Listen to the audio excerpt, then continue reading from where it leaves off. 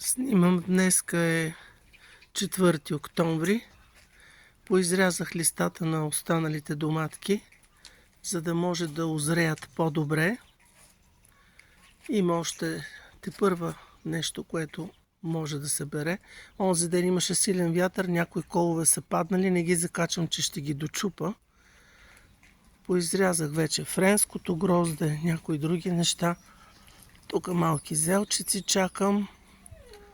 Тук ще покажа другата част. Краставиците вече започнаха да предават богодух, но магданосчето, другите чушчиците, пътладжан за домати, за семки зелен съм оставила. Жълтите домати са ми доста едри. Тук е ръгбито. Вчера сложихме 9 буркана домати в една варилка.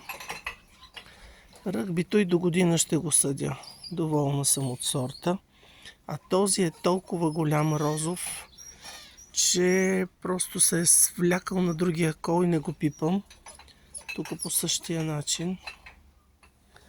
От тази страна. Пообрахме вчера, но съм оставила по-зеленките, за да може да имаме да хапваме и октомври, ако е хубаво времето.